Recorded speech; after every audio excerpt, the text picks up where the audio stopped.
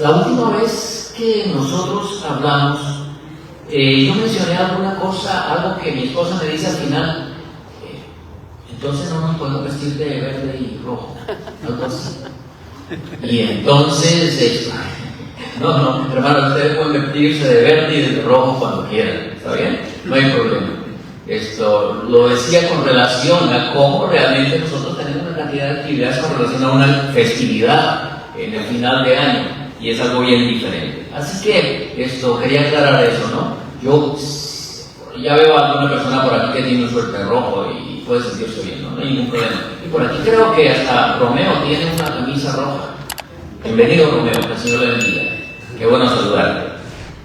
En la anterior oportunidad nosotros hablamos sobre dos aspectos muy importantes, dos profecías muy importantes de la Biblia con relación al pueblo de Dios.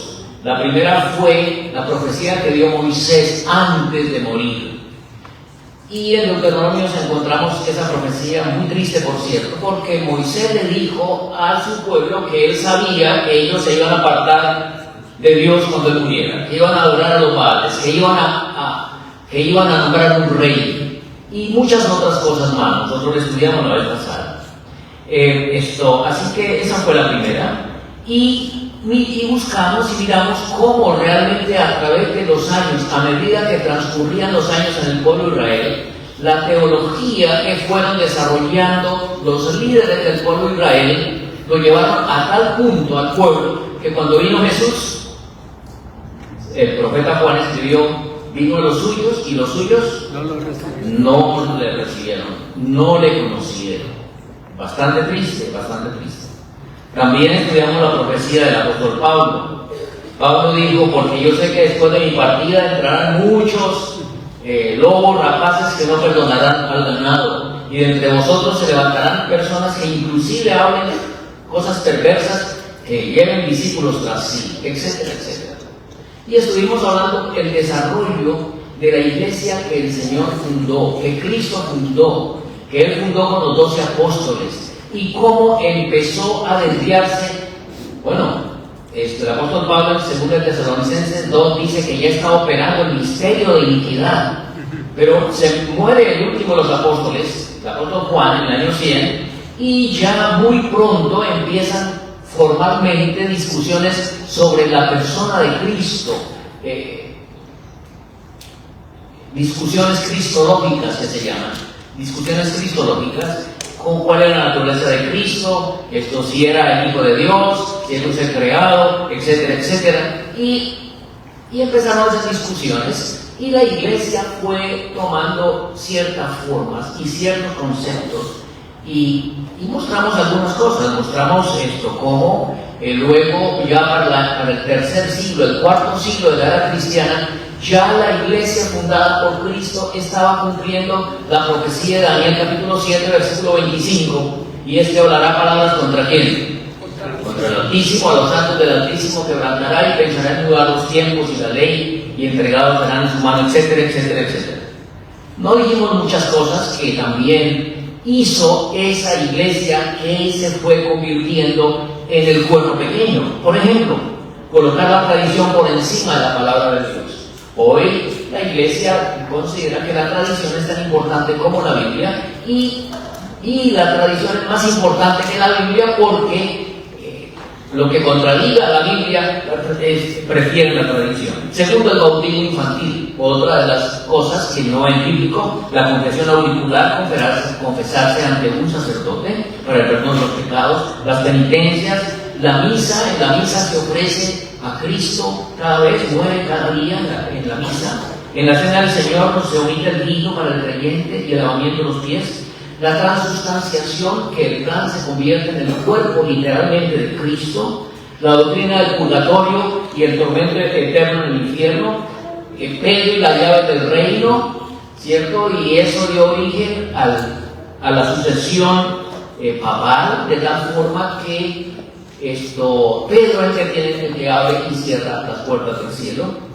La infalibilidad papal, la inmaculada concepción, María no tenía pecado original, para que Cristo pudiera nacer de María, María tenía que ser sin pecado. La invocación a los santos, la inmortalidad del alma, la extremaunción, la observancia del domingo y las fiestas paganas como la Navidad, la doctrina de la Trinidad, etcétera, etcétera, etcétera. Y así increíblemente, este es un tema un poco fuerte para nuestros amigos que vienen hoy, pero lo que queremos aquí exaltar es la figura del Señor, de nuestro Salvador, de Cristo. Y así increíblemente se repite la historia del pueblo de Israel con la iglesia apostólica que el Señor fundó. Debo decir que siempre el Señor a lo largo de la historia ha tenido un pueblo remanente. Siempre ha tenido un pequeño grupo de personas que viven la verdad, que entienden la verdad, que escudriñan la verdad y que no se apartan de la verdad. Y esas personas siempre han sido estigmatizadas y siempre han sido perseguidas. No hay otro camino, porque es un conflicto entre Cristo y Satanás.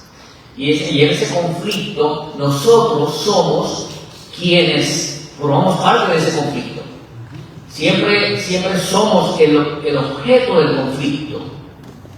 Cada uno de nosotros hoy está librando, Cristo está librando una lucha por nosotros. Por nosotros. Nosotros somos los que cada día estamos decidiendo de qué lado nos colocamos. Si de parte de la verdad, de la justicia, del amor, de Cristo, de su palabra, o nos colocamos de otro lado. Y muchas veces nosotros nos colocamos del lado que pensamos que es verdad, cuando no necesariamente es verdad. Así que llegamos al tema de hoy. Estamos en una serie de Jesús, un título terrible, Jesús el disidente. Y la razón del título es que Jesús fue llamado disidente por su propia iglesia desde niño. Recuerden que estudiamos la sierva del Señor. Esto dice que Jesús fue llamado disidente porque no se acomodó a las prácticas de los sacerdotes judíos de su tiempo. Querían tenerlo en su escuela, querían enseñarle las cosas, y Jesús se apartaba y no estaba de acuerdo. María le decía: mi hijito, por favor, póngase de acuerdo con los dirigentes, con las personas, por favor, acceda. Y Jesús decía: no, primero me tiene que mostrar la palabra. Si se conforma a lo que dice la palabra de Dios, entonces yo voy a hacer la voluntad del Señor. Así que llegamos al tiempo de la Reforma. Antes de eso, los precursores de la Reforma, tenemos por el año 1140 a Pedro Baldo, el fundador del movimiento valdense en Italia, quien se opuso a los pecados que estaban ocurriendo en la iglesia. Luego tenemos a John Wycliffe, del año 1330 a 1384, un teólogo inglés. Wycliffe tradujo la Biblia del griego y del latín al inglés para que el pueblo la tuviera. Tenemos a Juan Hus, del año 1369 a 1415, él en Checoslovaquia, un teólogo checo. Ellos fueron precursores de la iglesia del movimiento de la Reforma del siglo XVI. Y cuando llegamos al siglo XVI encontramos a muchos hombres destacados que el Señor levantó, como Martín Lutero, quien inició la Reforma con sus 95 tesis en Alemania en el año 1517, Juan Calvino, 1509-1564, fundador del calvinismo, con una fuerte influencia en Suiza y en Francia, Ulrico Zwinglio. Ninguna de esas cosas ustedes se van a acordar, pero yo las digo para que ustedes por lo menos tengan una idea. En Suiza, Zwinglio, en Suiza, Thomas Cranmer, en Inglaterra, un arzobispo católico de Canterbury, el líder de la Reforma en Inglaterra, Juan Knox, líder de la Reforma en Escocia. Estos hombres, mis hermanos, sacudieron al mundo religioso de su tiempo, porque se levantaron para realmente tratar de traer a la gente otra vez al camino. Ellos establecieron los principios de la Reforma. Ustedes saben, o por lo menos les recuerdo, que, por ejemplo, Martín Lutero dijo que somos salvos solo por gracia, sola gracia, solo por la fe, solo por Cristo, solo por Dios, solo por la Escritura, o sea, por la palabra de Dios. Fueron los principios sobre los cuales los reformadores dijeron: no queremos basarnos en tradiciones, queremos que todo sea sustentado por la palabra de Dios. Pero, aunque estos reformadores los que el Señor los levantó, sin embargo, no estuvieron exentos de errores.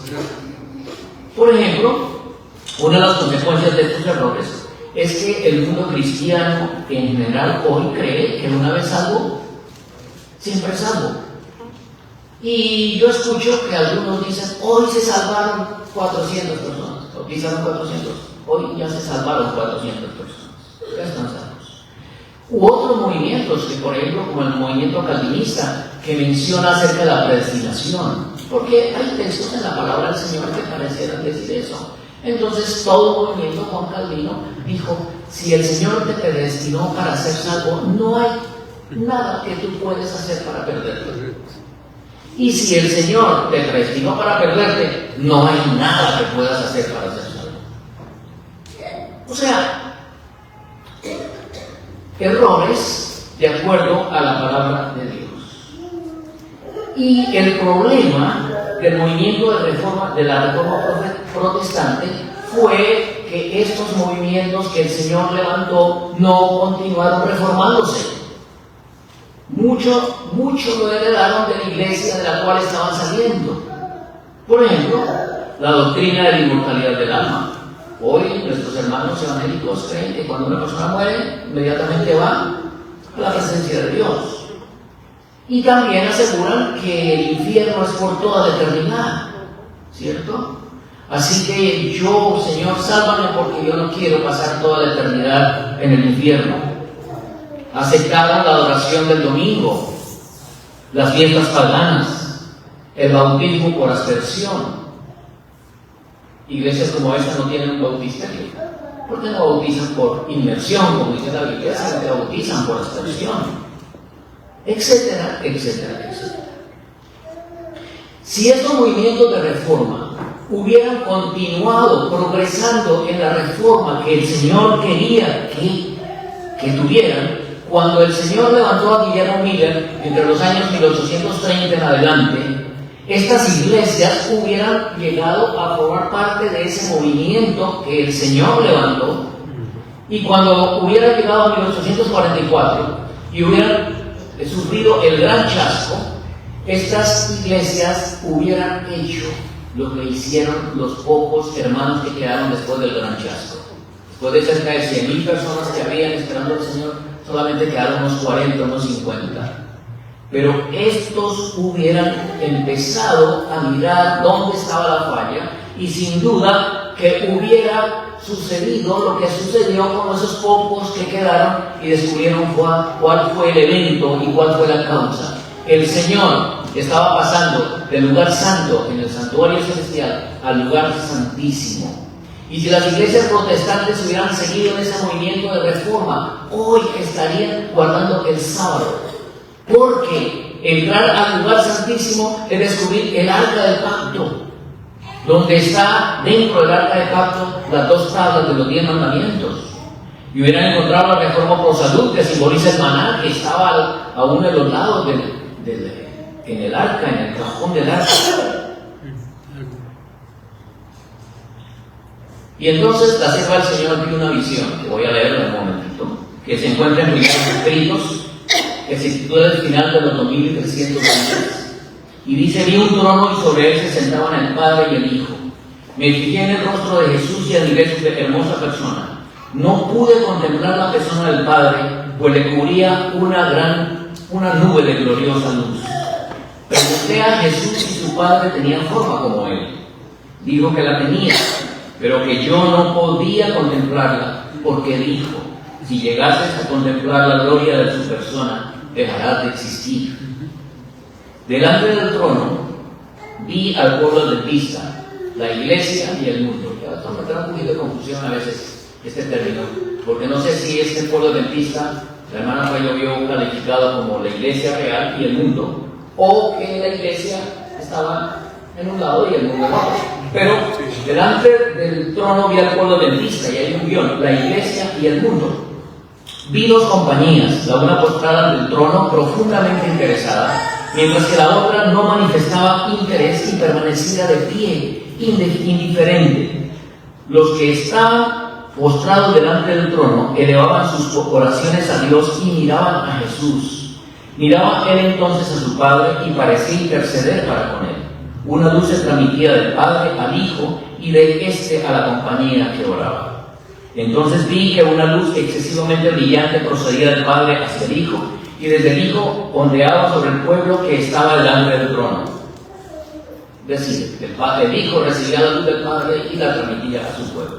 Pero pocos recibían esta gran luz. Muchos salían de debajo de ella y la resistían inmediatamente. Otros eran descuidados y no apreciaban la luz, y ésta se alejaba de ellos. Algunos la apreciaban y se acercaban para postrarse con la pequeña compañía que oraba. Esta recibía la luz y se reflejaba en ella, y sus rostros brillaban con su gloria. Vi al Padre levantarse del trono, estamos hablando del lugar santo, y un carro de llamas entró en el lugar santísimo, y en un carro de llamas entró en el lugar santísimo al interior del velo y se sentó. Entonces Jesús se levantó del trono, y la mayoría de los que estaban postrados con él se levantaron con él. No vi un solo rayo de luz pasar de Jesús a la multitud indiferente después de que él se levantó, y esa multitud fue dejada en perfectas tinieblas. Los que se levantaron cuando se levantó Jesús tenían los ojos fijos en él, mientras que alejaba del trono y los conducía muy derecho. Alzó entonces su brazo derecho y oímos su hermosa voz decir: aguardad aquí, voy a mi Padre para recibir el reino, mantened vuestras vestiduras inmaculadas, y dentro de poco volveré de las bodas y os recibiré a mí mismo. Después de eso, un carro de nubes, cuyas ruedas eran como llamas de fuego, llegó rodeado de ángeles a donde estaba Jesús. Él entró en el carro y fue llevado al lugar santísimo donde el Padre estaba sentado. Allí contemplé a Jesús, el gran sumo sacerdote, de pie delante del Padre. En la orla de su vestidura había una campana y una granada, luego otra campana y otra granada.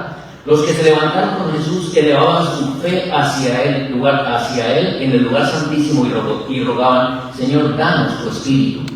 Entonces Jesús soplaba sobre ellos el Espíritu Santo. En ese aliento había luz, poder y mucho amor, gozo y paz.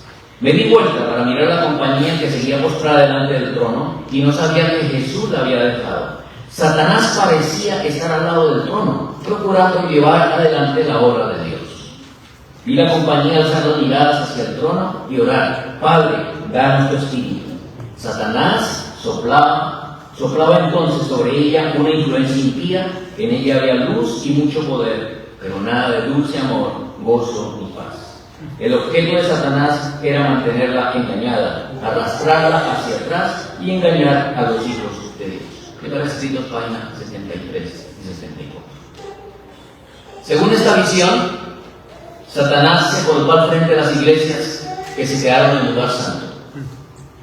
Las iglesias que no siguieron el proceso de reforma que el Señor les había dado, que no se movieron del lugar al lugar santísimo, donde hubieran descubierto el arca del pacto y la ley de Dios y el santo sábado y las demás verdades. Entonces, ¿por qué fueron dejados en tinieblas según esta visión? Porque el problema, ese es el problema de no caminar en la luz. Jesús dijo: andad entre tanto que tenéis la luz, para que no os sorprendan las tinieblas. Miren lo que pasa hoy en las iglesias protestantes. No es que queramos hablar de ninguna iglesia, sino lo que está pasando, sencillamente lo que está pasando, los hechos. Porque cuando yo no camino en la luz, entonces se introducen errores en mi teología, en mi manera de pensar, en mi manera de ver, de estudiar la palabra de Dios. Porque en las tinieblas está Satanás, no está el Señor, ¿cierto? Y entonces la espiritualidad empieza a decaer. Es decir, el error empieza a entrar y nos lleva por otros caminos que no son los caminos que el Señor ha dejado. ¿Cuál es el problema? Solamente voy a leer aquí un problema que hoy están enfrentando las iglesias que precisamente no caminaron en un proceso de reforma creciente. Hay varias iglesias que han adoptado una postura inclusiva hacia la comunidad LGBT. Algunas de las más conocidas son, primero, Iglesia de la Comunidad Metropolitana, ICM, fundada en 1968 en Estados Unidos. Esta iglesia ha sido un refugio para la comunidad LGBT y tiene presencia en varios países de América Latina. Bueno, ser un refugio para las personas no es ningún problema, ¿cierto? Esto es diferente a aceptar el pecado y lo que puede pasar. Segundo, Iglesia Unida de Cristo. Esta denominación protestante en Estados Unidos ha sido inclusiva y ha apoyado los derechos LGBT. Iglesia Episcopal en Estados Unidos. Esta iglesia ha ordenado clérigos LGBT y ha permitido matrimonios entre personas del mismo sexo. Cuarto, Iglesia Luterana Evangélica en América, ELCA, la misma, la anglicana y la episcopal en Europa también. Estas iglesias han adoptado una postura inclusiva y ha ordenado clérigos LGBT. La Iglesia Lutero, la que fundó Lutero. Iglesia Presbiteriana en Estados Unidos. Esta iglesia ha permitido el matrimonio entre personas del mismo sexo y ha ordenado clérigos LGBT. First United Methodist Church, la iglesia metodista donde nosotros estamos. Hace 2 años se partió la iglesia. El 97% de la iglesia aceptó incluir la comunidad LGBT en sus filas. Esta iglesia es independiente en este momento de la comunidad principal de la iglesia metodista porque no aceptaron, porque no es bíblico. La iglesia bautista hay fuertes discusiones al respecto. Y en la iglesia adventista del séptimo día, hasta ahora han mantenido la postura bíblica del matrimonio, pero hay un fuerte lobby en diversos ámbitos a favor. Nosotros sabemos cómo hay diversas iglesias en Estados Unidos que tienen ancianos y ancianas transexuales, transgénero, homosexuales. Los han ordenado a ser ancianos, a ser dirigentes. Podrían nombrar iglesias, pero no lo voy a hacer. El problema de no caminar en la luz es que nos sorprenden las tinieblas. Y el último paso que van a hacer las iglesias protestantes en ese descenso de la verdad es para forzar la observancia del día del domingo y convertirse en la imagen que le dará fuerza a la bestia de Apocalipsis capítulo 13 y capítulo 17. Así que nosotros tenemos que mirar en la historia para saber qué es lo que nos pasa, qué es lo que puede pasar a cualquier movimiento religioso en los aspectos que tienen que ver con la verdad que el Señor ha presentado. La sierva del Señor escribió: cuando la iglesia primitiva se corrompió al apartarse de la sencillez del Evangelio y al aceptar costumbres y ritos paganos. Los ritos paganos para la Navidad, ¿no? Ritos paganos.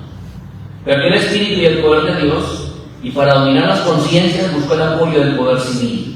El resultado fue el papado, es decir, una iglesia que dominaba el poder del Estado y se servía de él para promover sus propios fines y especialmente para extirpar la herejía. Maranatha, que el Señor viene. Hasta ahí con las iglesias de la Reforma. Ahora entramos en la profecía de la sierva del Señor, la hermana White. Y entramos en aguas profundas ahora. Ella dijo lo siguiente: como pueblo, hemos de mantenernos firmes en la plataforma de la verdad eterna que ha resistido la prueba y el examen.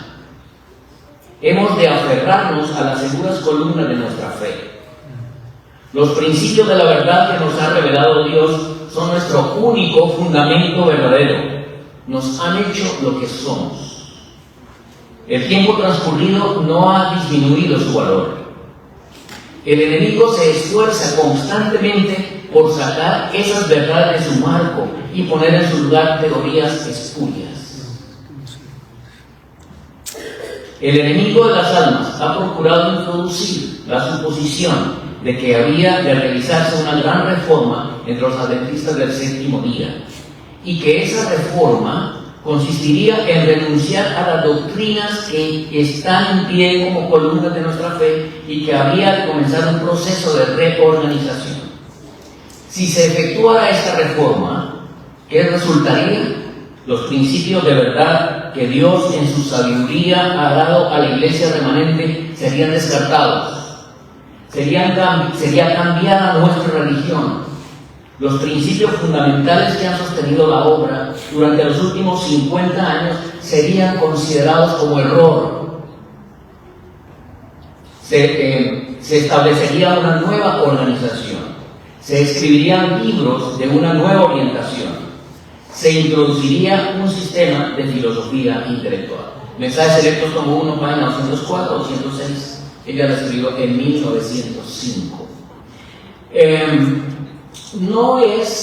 La hermana White muchas veces, ella dijo, no debemos mover una sola clavija de los principios de la verdad que fueron establecidos en los últimos 50 años y que fueron establecidos con oración y con investigación de la palabra del Señor, etc. Y aparte de eso, avalado por la profecía de la hermana White, por lo que el Señor le reveló a la hermana White. Y ella dijo, no se mueva una clavija. Hermana Gloria, ¿qué pasa si usted le mueve una clavija al violín así? Desafina. Y si se le mueven unas 2 clavijas a la guitarra que tiene Jonathan de 12 cuerdas, pues se desafina. Y la sierva del Señor alerta vez tras vez a su pueblo que no se debería mover ninguna de las clavijas de la verdad que se construyeron en los últimos 50 años. Es verdad que la hermana White escribió sobre esto cuando la crisis con John Kellogg, que lo que hizo Kellogg fue hablar de una tercera persona de la divinidad, o sea, establecer una trinidad donde el espíritu ocupaba todo el universo, en la materia, en los árboles, en las flores, lo que se conoció como panteísmo. En esa ocasión la sierva del Señor dijo, esa fue el alfa de la apostasía. La omega será de un tamaño asombroso. Ahora, es muy interesante que el doctor George Knight, en 1993, un historiador adventista, en la revista Ministry de octubre de 1993, escribió lo siguiente: la mayoría de los fundadores de la Iglesia Adventista del Séptimo Día no podrían unirse a la Iglesia hoy si tuvieran que suscribirse a las creencias fundamentales de la denominación. Hoy la Iglesia tiene 28 creencias. Puedo leer el próximo, lo que escribió Logro, y la Iglesia hasta 1905 dijo que nunca irían a tener un libro de creencias. Y las razones las expuso el pastor Logro. ¿Por qué razón? Y la podemos leer más adelante. Pero dice, no podrían unirse a la Iglesia hoy si tuvieran que suscribirse a las creencias fundamentales de la denominación. Más específicamente, la mayoría no estaría de acuerdo con la creencia número 2, que trata de la doctrina de la Trinidad. Ok, muy bien. Aquí el doctor Knight está reconociendo que los fundadores no serían adventistas del séptimo día hoy por las doctrinas que hoy tiene la Iglesia, especialmente con la número 2, que tiene que ver con la doctrina de la Trinidad. ¿Qué es lo que ha cambiado? ¿Por qué una persona, profesor de Andrews, profesor de historia, ha escrito cerca de 70 libros y los ha editado? ¿Por qué dice que eso? Es una declaración inquietante, preocupante.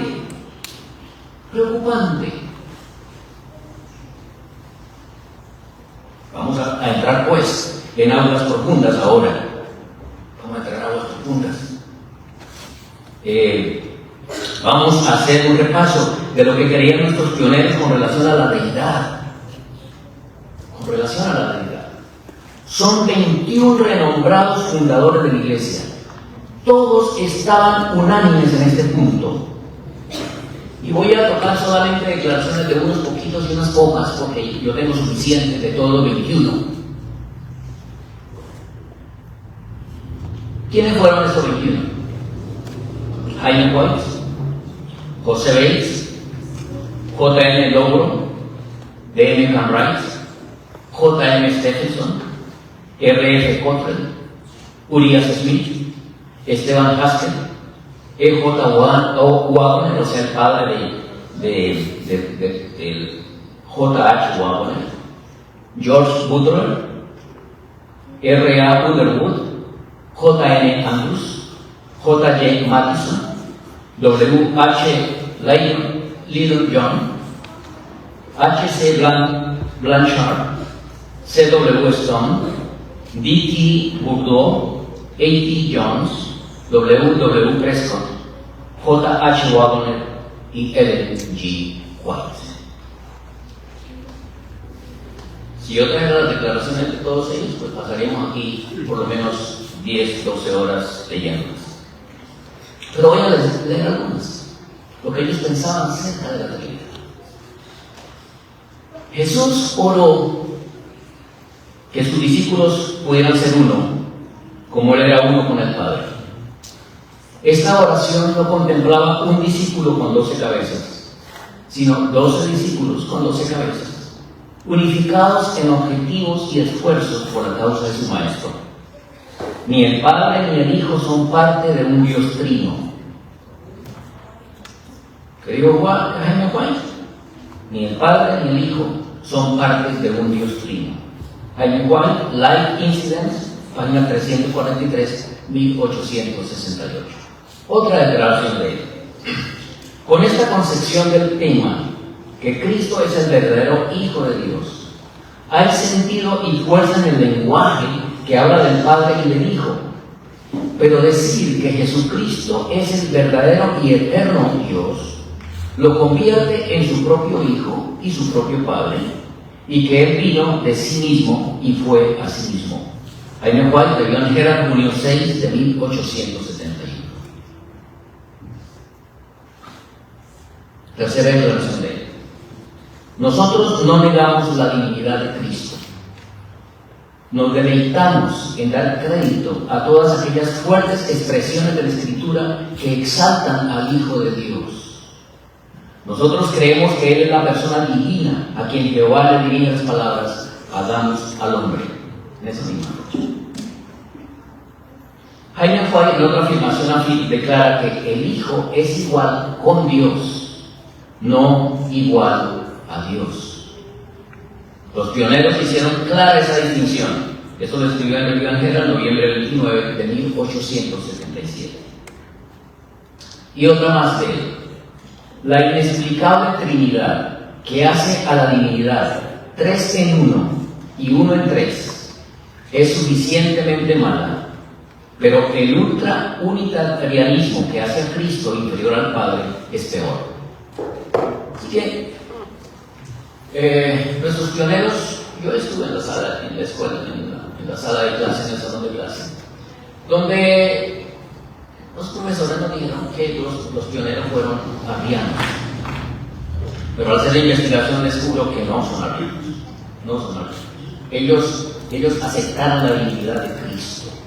Ellos aceptaron a Cristo como el Hijo de Dios, igual al Padre en autoridad, en propósito, etcétera, etcétera, etcétera. Muy bien, vamos a leer ahora a José Bates. José Bates. Los padres de José Bates eran congregacionalistas junto con sus hijos, y José Bates discutía a menudo con su padre sobre el asunto de la Trinidad. Y entonces él, recordando esos episodios en una revista más adelante, escribió para la iglesia, dice: respecto a la Trinidad, concluí que para mí era una imposibilidad creer que el Señor Jesucristo, el Hijo del Padre, era también el todopoderoso Dios del Padre, uno y el mismo ser. Yo le dije a mi padre: si usted puede convencerme que nosotros somos uno en este sentido, que tú eres mi padre y yo soy tu hijo, y a la vez que yo soy tu padre y tú eres mi hijo, entonces yo puedo creer en la Trinidad. Es un argumento interesante, es un argumento muy interesante. La autobiografía de José Bates, 1868, página 204. Vamos a ir a John Norton Lowe. Dice: Dios es la gran fuente de vida e inmortalidad. Si un ser alguna vez ha recibido o recibirá la inmortalidad, ellas deben venir deben recibir esto de Él, o sea, del Padre. Si alguien recibe la inmortalidad, esta debe de recibirse del Padre, y está en su poder darla o retenerla. Pero tú dices que Cristo es inmortal, vive siempre para interceder por nosotros. Si tú afirmas que Cristo era inmortal antes de su misión en esta tierra, Él debe haberla recibido del Padre, porque Él procedió del Padre. Comentando sobre 1 Timoteo 6, 15 y 16, libro Examinación del Testimonio de la Escritura, página 13, y cita Juan 5, 26, donde dice el apóstol Jesús dijo, como el Padre tiene vida en sí mismo, también le dio al Hijo tener vida en sí mismo. Entonces, luego dice, si el Hijo es inmortal, el Hijo es Dios, vive por siempre, desde la eternidad, pero la recibe el Padre, la recibe el Padre. Como el Padre tiene vida en sí mismo, dijo Jesús, también le dio al Hijo tener vida en sí mismo. Y también cita San Juan 10, 17, 18, yo pongo mi vida para volverla a tomar. Nadie me la quita, yo la pongo a mí mismo. Este mandamiento recibí de mi Padre. Vamos a ir a la declaración de James M. Stephan en el libro La Expiación, publicado en la Revista General en junio 18 de 1867. Dice, la idea del Padre y el Hijo supone prioridad en la existencia de uno de los dos y la subsecuente existencia del otro. Decir que el Hijo tiene la misma edad que su Padre es una palpable contradicción de los términos. Hay una natural imposibilidad para el Padre ser tan joven como el Hijo, o para el Hijo ser tan viejo como el Padre, como su Padre. Si el término se utiliza solamente en un sentido acomodaticio, aún queda por explicar por qué el Padre utilizó como título uniforme de la relación más alta y más entrañable entre Él y nuestro Señor un término que, siendo el significado uniforme, contradiría la idea misma que deseaba transmitir. Si los escritores inspirados hubieran querido transmitir las ideas de la existencia coetánea y la eternidad del Padre y el Hijo, no habrían podido utilizar términos más incompatibles. Los teólogos hoy dicen que el término Hijo y Padre es sencillamente una acomodación para que nosotros entendamos, que fue por el plan de redención para que nosotros entendamos, que fue cuando Dios decidió salvar al hombre, que entonces dijo, bueno, de ahora en adelante, en otras palabras, tú vas a ser mi hijo y yo voy a ser tu padre. Pero así no fue como lo entendieron los primeros. ¿Y por qué? Ellos se basaron en la Escritura, en lo que dice la Escritura, sin mucha interpretación, sin mucha teología, sin darle mucha vuelta a las cosas. Solo escribió en el Evangelio en junio 18 de 1867. Todos nuestros pioneros basados en la palabra tuvieron la siguiente posición: el Padre es la fuente de todo, el Hijo proviene del Padre, Él es el only begotten del Padre en la eternidad. No fue creado, no fue adoptado como hijo, fue engendrado por el Padre. Estaba en el seno del Padre desde la eternidad. En la Biblia, el apóstol Pablo hace una comparación. Dice que Leví pagó los diezmos en Abraham. Cuando Abraham le dio los diezmos a Melquisedec, Leví ya estaba pagando los diezmos. Aunque Leví, Abraham tuvo un hijo que se llamó ¿cómo? Isaac. Y después de Isaac, ¿quién vino? Jacob. Y Jacob fue el que tuvo los otros hijos, las 12 tribus. Así que pasaron 2 generaciones, pero ya Pablo dice, en Abraham Leví pagó los diezmos. Entonces cuando la Escritura y cuando la hermana White dice que la vida de Jesús no viene derivada de nadie, es porque la vida de Jesús estaba contenida en el Padre. Así como la vida de mis hijos estaba contenida en mí antes. Pero en este caso mucho más explícita, porque en el caso de mis hijos mi esposa intervino, ¿verdad? Ok. El Padre la contestó. Estaba en el seno del Padre desde la eternidad. Por lo tanto, no es derivado, tiene vida en sí mismo como el Padre, autoridad y poder como el Padre, está en igualdad con el Padre, pero no es igual al Padre. Son dos personas distintas y ambos son Dios en toda la plenitud de la palabra. La hermana Juan y los pioneros estuvieron muy claros en siempre decir, el Hijo es igual con el Padre, pero nunca dijeron, el Hijo es igual al Padre. Diferente, es diferente. Porque todo lo del Hijo, el Hijo lo recibió del Padre, según lo que ellos miran. Dice, por lo tanto, el Hijo y el Padre no pueden ser coetáneos, no pueden ser coiguales. Coetáneos es que existieron siempre ambos a la vez, coetáneos en el mismo tiempo, ni coiguales. El Padre y el Hijo son dos personas distintas, son iguales en sus funciones, en todo, pero mi Hijo no es igual a mí, definitivamente. Aunque le daría los mismos derechos, y tiene los mismos derechos, y es igual a mí, es igual conmigo, pero no es igual a mí, porque mi hijo es más grande que yo, más gordito, los ojos son diferentes, etcétera, etcétera. Entonces no pueden ser coetáneos, no pueden ser coeternos, como la doctrina de la Trinidad establece. Vamos a ir ahora a la hermana White. Vamos a leer ahora la hermana. Y antes de compartir estas declaraciones, quiero decirles que entre los pioneros no hubo controversias cristológicas. No hubo controversias de esos puntos. Los hermanos pioneros empezaron a escribir muy temprano estas cosas que yo les he dicho. Los he leído, por ejemplo, 1867, bastante temprano. Y la hermana White nunca lo recriminó. Claro, nuestros teólogos nos han dicho que la hermana White se dejó influir por Jaime White, que era dominante como esposo, que se dejó influir, y que se dejó influir por Urias Smith y por otros, etc. Y eso a mí me preocupa, porque si la hermana White se dejó influir, entonces yo tengo que poner en duda el espíritu de la profecía. Correcto. Y eso es bien grave. Eso es bien grave. La hermana White no recriminó a ninguno de esos pioneros por sus declaraciones bien claras en cuanto a la divinidad.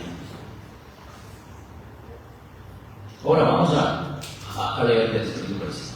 Dice, el soberano del universo no estaba solo en su obra de beneficencia. Él tenía un asociado, un compañero de trabajo, quien podía apreciar sus propósitos y podía compartir su gozo en dar felicidad a los seres creados. Juan 1, 1 y 2. Cristo, la palabra, el unigénito de Dios, only begotten, ¿no? Only begotten, o sea, engendrado de manera única. La palabra monogenes, que es unigénito, significa engendrado de manera única. Pero hoy se le ha cambiado el significado de la palabra para poder encajar dentro de la teoría de la Trinidad. Dice, el Dios era uno con el eterno Padre, uno en naturaleza, en carácter, en propósitos. El único ser que podía entrar en todos los consejos y propósitos de Dios. Patriarca y Profetas, página 34. Estas citas son en inglés, las que estoy leyendo. El Hijo de Dios ocupaba el segundo lugar en autoridad después del gran legislador. Era la imagen expresa del Padre, no solo en sus rasgos, sino en la perfección de su carácter. El Evangelio en diciembre 17, 1873. La hermana White, junto con los demás pioneros, aplicaron el siguiente pasaje de las Sagradas Escrituras. Proverbios 8, 22 al 30. Noten, mis hermanos, lo que dice, abran sus Biblias si pueden hacerlo, en Proverbios 8, 22 al 30. Aquí el proverbista está hablando acerca de la sabiduría, pero la hermana White aplica a Jesús. Los teólogos saben que aquí Salomón está hablando de Jesús. Dice, Proverbios 8:22, Jehová me poseía en el principio de su camino, ya de antiguo, antes de sus obras. Jehová que me poseía, como padre, ¿verdad? Me poseía. Desde la eternidad tuvo el principado, desde el principio, antes de la tierra. Antes de los abismos fui engendrada, antes que fuesen las fuentes de las muchas aguas. Proverbios 8:25, antes que los montes fuesen fundados, antes que los collados, era yo engendrada. Hablando de la sabiduría, pero esto, la hermana Juárez la aplica a Cristo y dice que estas palabras se refieren a Cristo. Y hoy la teología acepta que esas palabras se refieren a Cristo. Muy bien. Eso lo dijo ella en septiembre en Simon Decline en 1889, en 1900 y 1906. Usa las expresiones, y noten las expresiones que la hermana Juárez utilizó. A través de Salomón, Cristo declaró: el Señor me poseía en el principio de su camino, antes de sus obras. Aywa será, fui creado desde la eternidad. Aywa será. Cuando vamos a los diccionarios en inglés, etc., nos va a decir que se refiere a ser creado. I was proud for, when. Yo nací cuando. Yo nací cuando. Y todas esas expresiones, la palabra del Señor, las aplica a Cristo. A Cristo. Richard M. Davidson, teólogo de la Universidad de Andrews, en el 2006 escribió, dice: por lo tanto, no se puede evitar el lenguaje del nacimiento en referencia a Cristo mucho antes de su encarnación. Sin embargo, obviamente, él es una persona que defiende la Trinidad y dice que eso fue sencillamente algo alegórico. Dice, sin embargo, él añade que eso solo es una referencia metafórica, no un nacimiento literal. Pero para los pioneros y para la hermana White, no era algo simplemente metafórico. Vamos a leer, veamos. Dice: delante de la asamblea de los habitantes del cielo, los ángeles, el Rey, o sea el Padre, declaró que ninguno sino Cristo, el only begotten, o sea, el único, el unigénito de Dios, podía entrar plenamente en sus propósitos. Los hermanos pioneros defendieron el término only begotten Son of God, ¿cierto? Esto, en Simon Times, el noviembre 23 de 1891, dice: he was the only begotten son of the Father.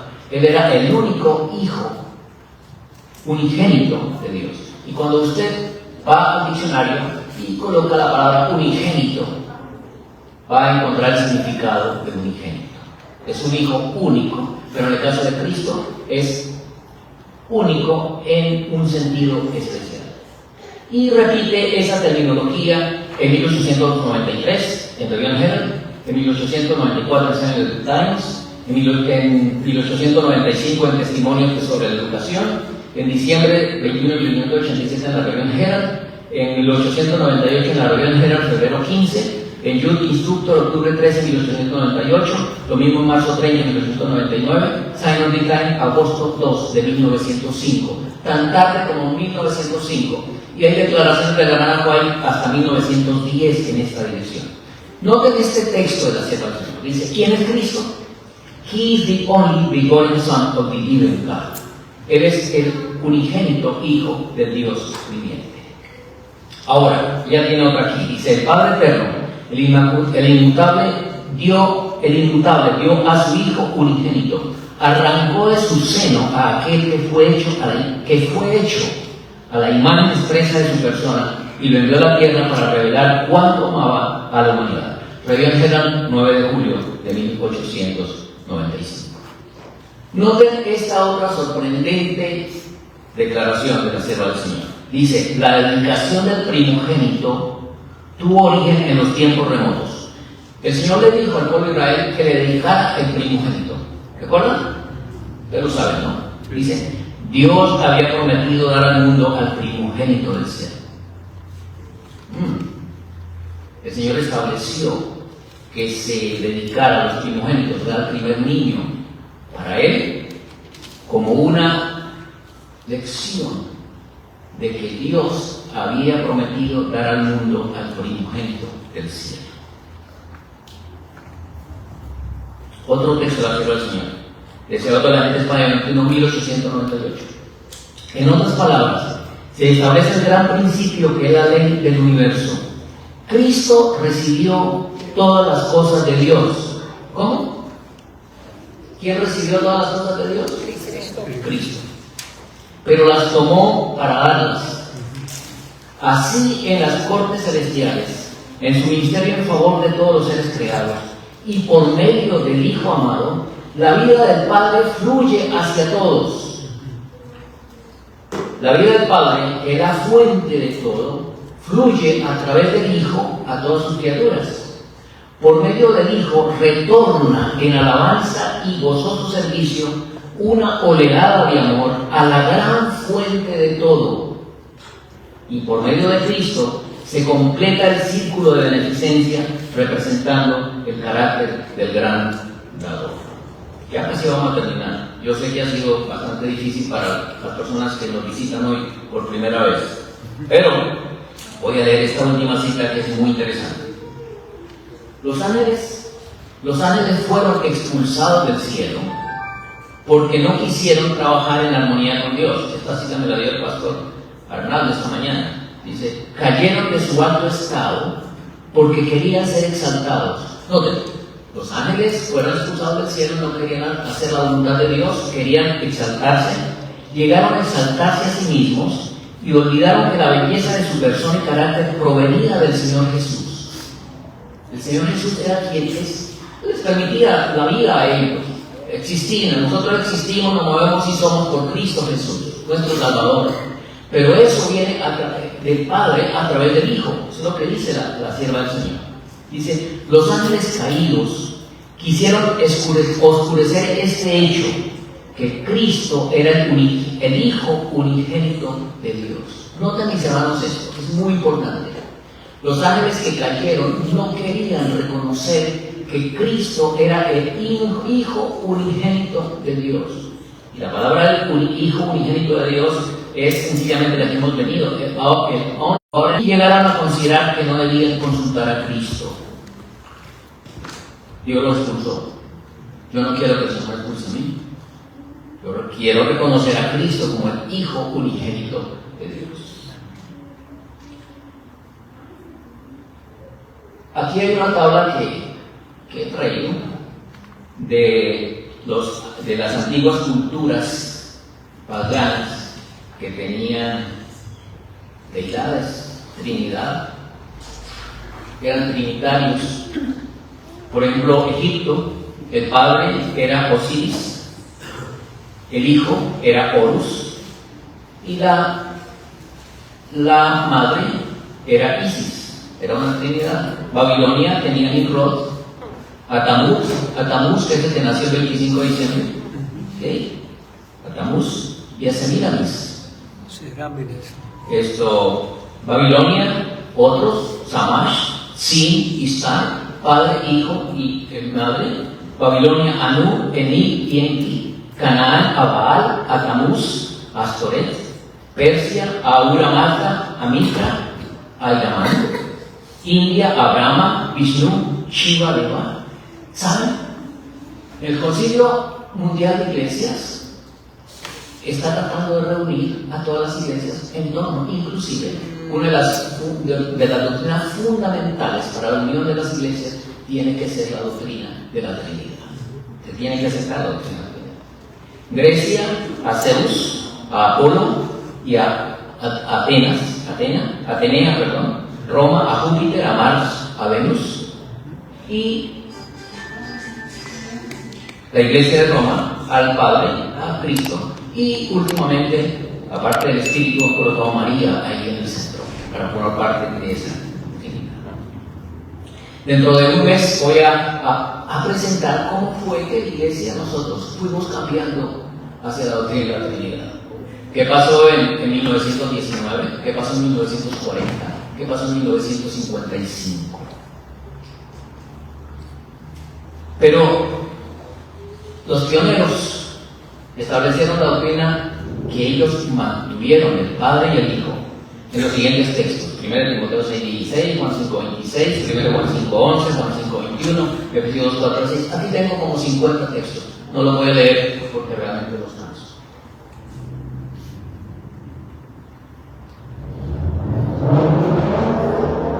Noten que hay un problema como decía antes, porque todo lo nuestro como pueblo de Dios debe ser fundado en la palabra del Señor. Noten lo que decía el Life Magazine, que es un tratado católico, que dice: nuestros oponentes, o sea, los protestantes, a veces afirman que no se debe sostener dogmáticamente ninguna creencia que no esté explícitamente establecida en las Escrituras. Pero las iglesias protestantes han aceptado dogmas como la Trinidad, para las cuales no existe una autoridad tan precisa en los evangelios. Graham Greene, La Asunción de María, revista Life, 30 de octubre de 1850. Y aquí hay una declaración muy sorprendente. El Concilio Mundial de Iglesias es una comunidad de iglesias, las cuales confiesan al Señor Jesucristo como Dios y Salvador de acuerdo con las Escrituras, y por lo tanto buscan cumplir juntas el común llamado para la gloria de un Dios, Padre, Hijo y Espíritu Santo. Y la última declaración: aunque ningún pasaje bíblico afirma formalmente la doctrina de la Trinidad, los escritores bíblicos la dan por sentada y la mencionan varias veces. Solo por fe podemos aceptar la existencia de la Trinidad. Advent Review, volumen 158, número 31, edición especial del 30 de julio de 1981. Aquí escribe un teólogo adventista que solo por fe es que podemos aceptar la doctrina de la Trinidad. No está explícitamente en la palabra de Dios. Bueno, queda pendiente que estudiemos cómo fue ese proceso al que hemos llegado. La Iglesia Adventista aceptó la doctrina de la Trinidad tan lejos como en 1981, en el Concilio de Dallas, hasta 1981. Empezó a hacer discusiones cristológicas en 1919, 4 años después de la muerte del hermano White. Los pioneros pensaron contrario a lo que hoy nosotros creemos. Que el Señor le bendiga. Esto es para meditar solamente y para ser investigadores y mirar en dónde estamos parados y qué es lo que el Señor pide de nosotros. No es fácil, ¿verdad? No es fácil, pero hay que hacerlo. Si realmente queremos investigar, y como les decía antes, las iglesias paganas, hay una declaración que vamos a traer la próxima vez, como los hindús creen que nos podemos unir todos, porque todos creemos en un Padre, un Hijo y un Espíritu Santo.